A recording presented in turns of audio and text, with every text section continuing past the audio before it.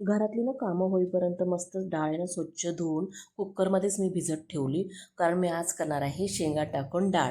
आणि आमच्या दारातलं हे शेवग्याच्या शेंगाचं झाड आहे.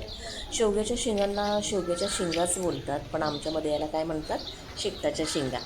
तर हे आमच्या दारातल्या शेवग्याच्या शेंगाचं झाड आहे आणि याच झाडाच्या शेंगा काढून मी सकाळी मिस्टरांकडून घेतलेत आणि याच शेंगा टाकून मी आज तुम्हाला डाळ करून दाखवणार आहे. आणखीन इथे मस्तपैकी बघू शकता तुम्ही की कुकरमध्ये डाळ आहे ना, मस्त मी कुकरला लावली शिजायला. आणि शेवग्याच्या शेंगा आहेत ना, ते कापून घेते. म्हणजे तुम्हाला पाहिजे त्या साईजमध्ये कापून घ्या. मी थोड्या लांबच कापून घेते. माझ्या घरगुती शेंगा आहेत आणि आम्ही खरंच खूप जणांना शेंगाच्या म्हणजे आमच्या झाडाच्या शेंगा अशा पण देतो किंवा कुणाला पाहिजे तरीही देतो. आणि असं नाही की आम्ही स्वतःसाठीच खातो किंवा देत नाही वगैरे, पण आम्ही बरेच आमच्या लोकांना वगैरे देतो शेंगा अशा. आणि ह्या मस्त मी कापून घेतल्या शिरा. पण याच्या आधी मी काय करणार आहे, शेंगा आहे ना वेगळ्या म्हणजे शिजून घेणार आहे. इथे कुकरला मी डाळ लावले शिजण्यासाठी. स्वच्छ शेंगा धुवून घ्यायचे टोपामध्ये आणि मग दुसऱ्या बाजूला आहे ना शेंगा मी शिजत घालणार आहे थोडंसं मीठ घालून. कारण का शेंगा आणि ते एकत्र ठेवायचं नाही, कारण शेंगा कधी कधी आहे ना जास्त शिजल्यामुळे ना डाळीत ते फुटतात. आणि थोडंसं अद्रक थोडंसं घ्यायचं.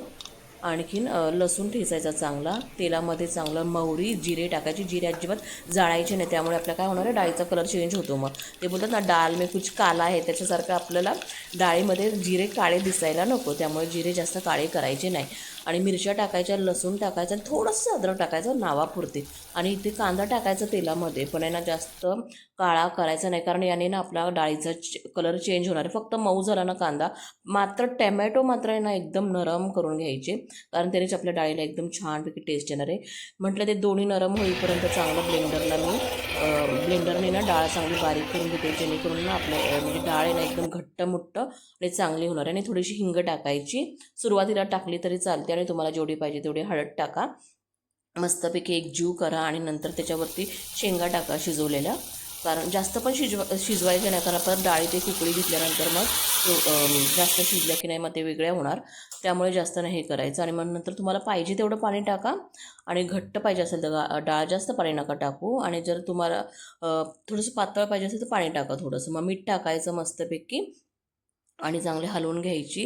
आणि कोथिंबीर टाकायची, कोथिंबीरच येतं माझ्या तोंडात, कोथिंबीर टाकायची मस्तपैकी. आणि इथं प्रेझेंटेशन म्हणजे माझं गरम गरम भातावर शेवग्याच्या शेंगाची डाळ. ज्यात तुम्ही बटाटा पण टाकू शकता, पण आज डाळीत बटाटा खायचा मूड नव्हता, तर बटाटा भाजी केली होती. आणि इथं मस्तपैकी तुम्हाला पाहिजे तर तूप टाकायचं. हे आहे गाईचं तूप, जर तुम्हाला वाटलं तर टाका.